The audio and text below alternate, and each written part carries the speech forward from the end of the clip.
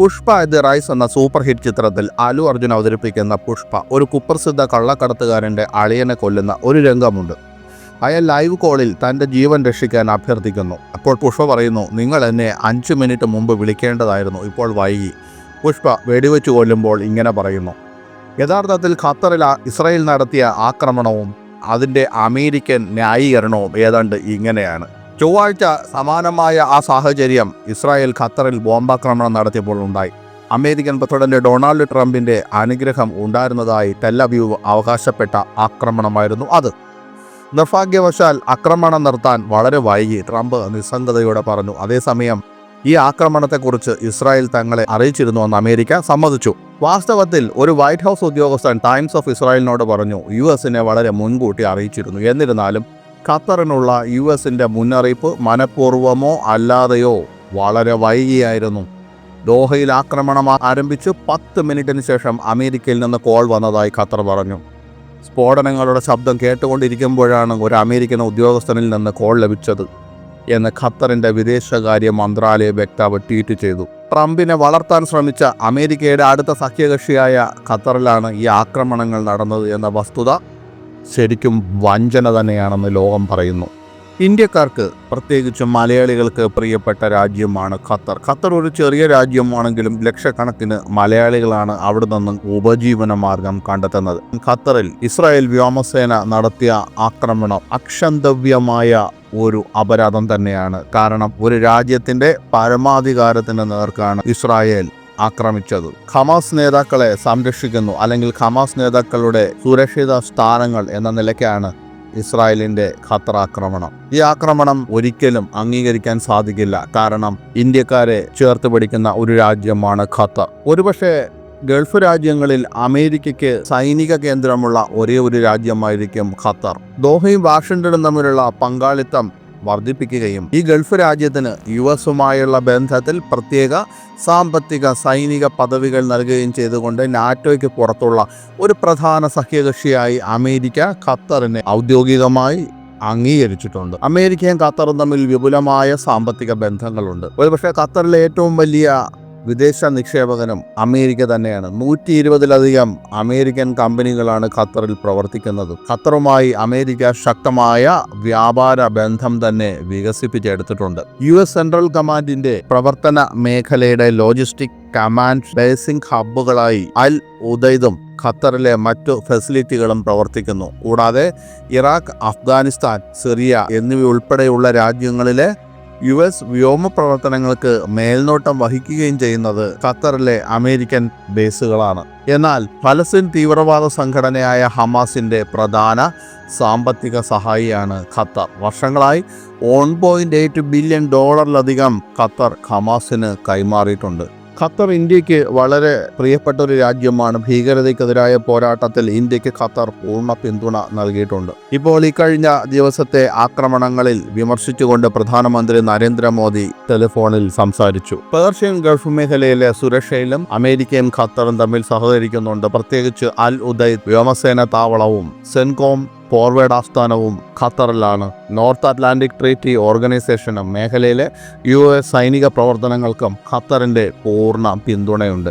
ഇതൊക്കെ പറയാൻ കാരണം ഖത്തറിൽ അമേരിക്കയുടെ ഇത്രയധികം സാന്നിധ്യമുണ്ടായിട്ടും എങ്ങനെയാണ് ഇസ്രായേലിന് തങ്ങളുടെ വിമാനങ്ങളെ അയച്ചുകൊണ്ട് ഖത്തറിൽ ആക്രമണം നടത്താൻ സാധിച്ചത് എന്നാണ്. ഇത് അമേരിക്ക അറിയാതെ സാധിക്കില്ല എന്നാണ് പൊതുവിൽ വിലയിരുത്തപ്പെടുന്നത്.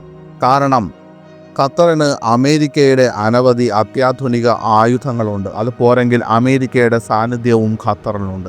എന്നിട്ടും എങ്ങനെയാണ് 15 ഇസ്രായേലി യുദ്ധവിമാനങ്ങൾ ഖത്തറിൽ കടന്നു കയറി ഇത്ര കൃത്യമായ ആക്രമണം നടത്തുകയും 5 ഹമാസ് അംഗങ്ങളെയും ഒരു ഖത്തർ സുരക്ഷാ ഉദ്യോഗസ്ഥനെയും കൊല്ലാൻ കാരണമായത്? ഒരുപക്ഷെ പലരെയും ഞെട്ടിച്ചിരിക്കുകയാണ് ഇസ്രായേലിൻ്റെ ഈ കടന്ന ആക്രമണം. അതും ഗൾഫ് രാജ്യങ്ങൾ പൊതുവിൽ സമാധാനപരമായി ജീവിക്കുന്ന രാജ്യങ്ങളാണ്. അപ്പോൾ ആ ഗൾഫ് രാജ്യങ്ങളെ അശാന്തമാക്കാൻ എന്തുകൊണ്ട് ഇസ്രായേൽ ഇത് ചെയ്തു? വേണമെങ്കിൽ ഇസ്രായേലിന് ഇത് പറയാൻ മേൽ പറഞ്ഞ പോലെ ഹമാസിൻ്റെ നേതാക്കൾ സുഖവാസം ചെയ്യാൻ പോകുന്നത് ഖത്തറിലാണെന്നും അവിടെ ഇരുന്നു കൊണ്ട് ആക്രമണത്തിനായി ഗാസ മേഖലയിലും ഇസ്രായേലിലുമൊക്കെ ആക്രമണത്തിനായി ആഹ്വാനം ചെയ്തുകൊണ്ട് അവിടെ സുരക്ഷിതമായി ഇരിക്കാമെന്ന് ഹമാസ് അംഗങ്ങൾ കരുതണ്ടെന്നും എവിടെയായിരുന്നാലും നിങ്ങൾ സുരക്ഷിതരല്ല എന്ന സന്ദേശം നൽകാനുമാണ് തങ്ങൾ ആക്രമിച്ചതെന്നും ഇസ്രായേലിന് പറയാൻ സാധിക്കും. പക്ഷേ സമാധാന ചർച്ചകളിൽ എപ്പോഴും ഒരു ഇടനിലക്കാരനായി പ്രവർത്തിക്കുന്ന രാജ്യമാണ് ഖത്തർ. ആ ഖത്തറിനെതിരെ സമ്മിറ്റ് ഓഫ് ഫയർ എന്ന പേരിട്ട ആക്രമണം നടത്തുമ്പോൾ സമാധാനപരമായി ജീവിക്കുന്ന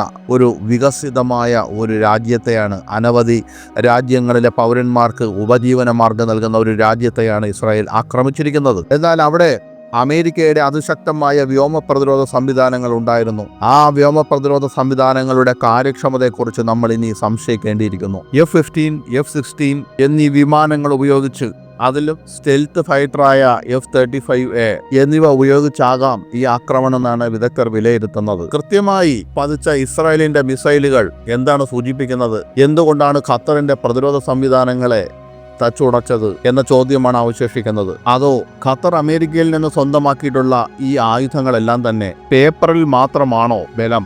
അമേരിക്കയുടെ F-15 QA, ഫ്രാൻസിന്റെ റഫാൽ, യൂറോഫൈറ്റർ, ടൈഫോൺ, മിറാഷ് 2000 തുടങ്ങിയ അതിനൂതനമായ യുദ്ധവിമാനങ്ങളെല്ലാം തന്നെ ഖത്തറിനുണ്ട്. അത് മാത്രവുമല്ല, പാട്രിയറ്റ്, NAASAMS, SAM-T തുടങ്ങിയ മിസൈൽ സംവിധാനങ്ങളും ഖത്തറിനുണ്ട്. എന്നിട്ടും ഇസ്രായേലിന്റെ ഈ ആക്രമണം എങ്ങനെയാണ് ഖത്തറിന്റെ പ്രതിരോധ സംവിധാനങ്ങളെ കബളിപ്പിച്ചത്? ഒരുപക്ഷെ ചില വിദഗ്ധർ അവകാശപ്പെടുന്നത് ഇസ്രായേലിന്റെ യുദ്ധവിമാനങ്ങൾ ഇറാഖിന്റെയോ സിറിയയുടെയോ വ്യോമപാത കടന്നു വന്ന് ഖത്തറിന്റെ റഡാർ ശൃംഖലയുടെ പരിധിക്ക് പുറത്തു നിന്നുകൊണ്ട് മിസൈൽ തൊടുത്തു വിട്ടിരിക്കാം എന്നാണ്. അല്ലെങ്കിൽ മിസൈലുകൾ താഴ്ന്ന ഉയരത്തിൽ അതിവേഗത്തിൽ സഞ്ചരിച്ച് റഡാറുകളുടെ കണ്ണുവെട്ടിച്ച് ലക്ഷ്യസ്ഥാനത്തെത്തിയിരിക്കാം എന്നാണ്. എന്നാൽ ഖത്തറിന്റെ റഡാറുകൾക്ക് ഇസ്രായേലിന്റെ വിമാനങ്ങളെ തിരിച്ചറിയാൻ കഴിയാത്തത് എന്തുകൊണ്ടാണ്? അതൊരു പക്ഷേ ഇസ്രായേലിന്റെ സ്റ്റെൽത്ത് ഫൈറ്ററായ F-35I ആഡിർ അതിന്റെ സ്റ്റെൽത്ത് സാങ്കേതിക വിദ്യ കൊണ്ടാകാം ഖത്തറിന്റെ റഡാറുകൾക്ക് ഈ വിമാനങ്ങളെ കണ്ടെത്താൻ സാധിക്കാത്തത് എന്നാണ്. ചില വിദഗ്ധർ അവകാശപ്പെടുന്നത്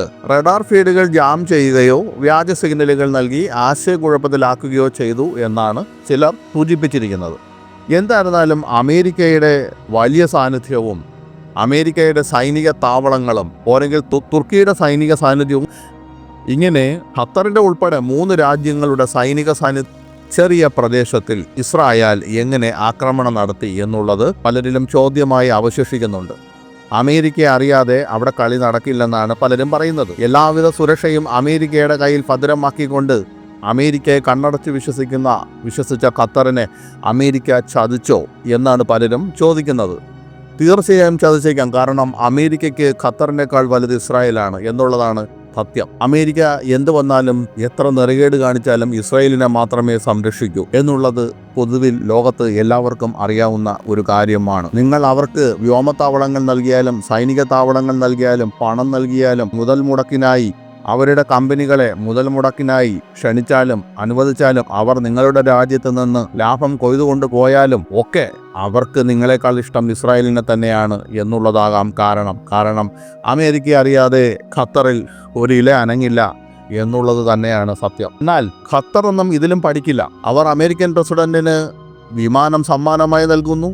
അമേരിക്കയെ പ്രീണിപ്പിക്കാനുള്ള പല നടപടികളും ഈ ഗൾഫ് രാജ്യങ്ങൾ നടത്തുന്നുണ്ട്. പക്ഷേ മനസ്സിൽ ഒന്ന് ഓർത്തു വെക്കുക, നിങ്ങൾക്ക് അമേരിക്ക ഇസ്രായേൽ കഴിഞ്ഞുള്ള സ്ഥാനമേ നൽകൂ എന്നുള്ളതാണ്. അമേരിക്കയുമായുള്ള സുരക്ഷാ പങ്കാളിത്തം പുനഃപരിശോധിക്കാൻ തയ്യാറെടുക്കുന്നു എന്ന വാർത്തയെ അതിനിടെ ഖത്തർ തള്ളിക്കളഞ്ഞിട്ടുണ്ട്. കാരണം ഖത്തറിനും US-നും ഇടയിൽ വിള്ളലുകൾ ഉണ്ടാക്കാനുള്ള ശ്രമങ്ങൾ നടക്കില്ല എന്നാണ് ഖത്തർ പറയുന്നത്.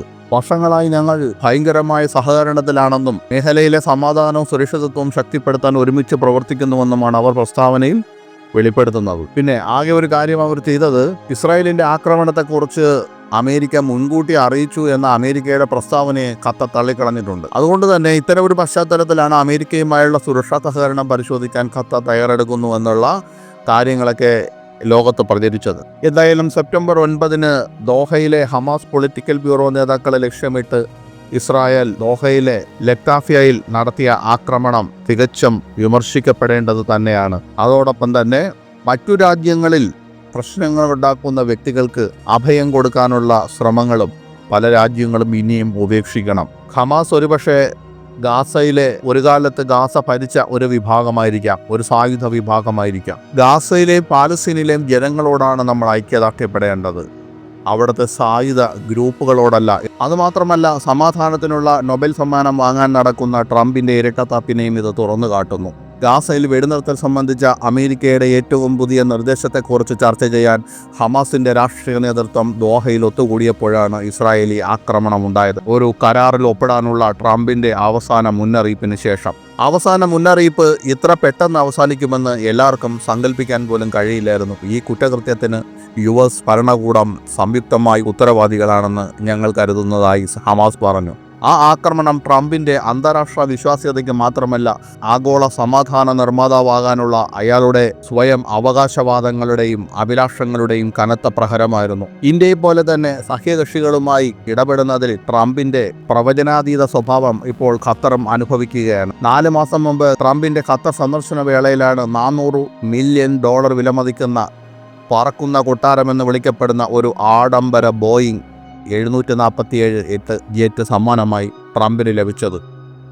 ഒരു US പ്രസിഡന്റിന്റെ ഗൾഫ് രാഷ്ട്രത്തിലേക്കുള്ള ആദ്യത്തെ യാത്രയായിരുന്നു അത്. ഖത്തറിൽ നിന്ന് ട്രംപ് $243.5 ബില്യൺ സാമ്പത്തിക കരാറുകൾ നേടി. നാറ്റോയ്ക്ക് പുറത്തുള്ള ഒരു പ്രധാന സഖ്യകക്ഷിയായ ഖത്തർ അഫ്ഗാനിസ്ഥാനിൽ നിന്ന് ആയിരക്കണക്കിന് അമേരിക്കൻ പൗരന്മാരെ ഒഴിപ്പിക്കുന്നതിലും സഹായിച്ചു. ട്രംപിന്റെ മകൻ എറിക് ഖത്തറിൽ ട്രംപ് ബ്രാൻഡഡ് ഗോൾഫ് കോഴ്സിനുള്ള കരാറും ഉറപ്പിച്ചു. അതിനപ്പുറം മിഡിൽ ഈസ്റ്റിലെ ട്രംപിന്റെ നയതന്ത്ര ശ്രമങ്ങളിൽ ഖത്തർ ഒരു കേന്ദ്ര ബിന്ദുവായി മാറിയിരുന്നു. മാസങ്ങളായി ഹമാസും ഇസ്രായേലും തമ്മിലുള്ള വെടിനിർത്തലും സമാധാന ചർച്ചകൾക്ക് മധ്യസ്ഥത വഹിക്കുകയും ആതിഥേയത്വം വഹിക്കുകയും ചെയ്യുന്ന ഗൾഫ് രാഷ്ട്രമാണിത്. മാത്രമല്ല, ഇറാനുമായി നല്ല ബന്ധമുള്ളതിനാലും ടെഹ്റാനുമായി ആശയവിനിമയത്തിന് അവസരമായി അമേരിക്കൻ ഉദ്യോഗസ്ഥർ ഖത്തറിനെ കാണുന്നതിലും ഖത്തർ അമേരിക്കയ്ക്ക് പ്രധാനമാണ്. വിരോധാഭാസം എന്ന് തന്നെ പറയട്ടെ, 2012 ദോഹയിൽ ഹമാസിന് രാഷ്ട്രീയ ഓഫീസ് തുറക്കാൻ അനുവാദം നൽകിയത് US പിന്തുണയുള്ള ഒരു കരാറായിരുന്നു.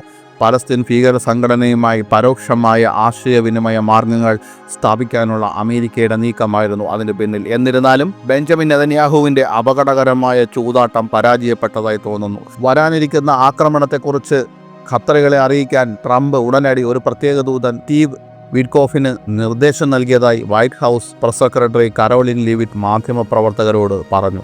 ഇതൊരു നല്ല സാഹചര്യമല്ല, കാര്യങ്ങൾ ഇങ്ങനെയായിപ്പോയതിൽ ഞങ്ങൾ സന്തോഷിക്കില്ല, ട്രംപ് മാധ്യമപ്രവർത്തകരോട് പറഞ്ഞു. ആക്രമണ തീരുമാനം ഞാൻ എടുത്തതല്ല എന്ന് വ്യക്തമാക്കാൻ ട്രംപ് പിന്നീട് ട്രൂത്ത് സോഷ്യലിൽ ഒതുക്കിയ ഒരു പ്രസ്താവന പോസ്റ്റ് ചെയ്തു. എന്നാൽ ഖത്തറിനത് വീണ്ടും സംഭവിക്കില്ലെന്ന് US വലിയ കാര്യത്തിൽ ഉറപ്പു നൽകിയിട്ടുണ്ട്. ആക്രമണം പൂർണ്ണമായും ഇസ്രായേലിൻ്റെ നടപടിയാണെന്നും നെതന്യാഹു വ്യക്തമാക്കി. ട്രംപിന് നയതന്ത്ര പരിരക്ഷ നൽകാനുള്ള ശ്രമമാണ് നെതന്യാഹു ചെയ്തതെന്ന് വിദഗ്ധർ പറയുന്നു. എന്നാൽ അമേരിക്ക സ്വന്തം സഖ്യകക്ഷിയായ ഖത്തറിനെതിരെ നിയമവിരുദ്ധമായി ബോംബാക്രമണം നടത്താൻ സഹായിച്ചു എന്ന് ബ്രിട്ടീഷ് അമേരിക്കൻ പത്രപ്രവർത്തകൻ മൊഹ്ദി ഹസൻ ട്വീറ്റ് ചെയ്തു. ഖത്തറിനെ അമേരിക്ക പിന്നിൽ നിന്ന് കുത്തിയതായി എഴുത്തുകാരനും ജിയോ പൊളിറ്റിക്കൽ അനലിസ്റ്റുമായ ഡോക്ടർ ആൻഡ്രിയാസ് ക്രീഗം സൂചന നൽകി.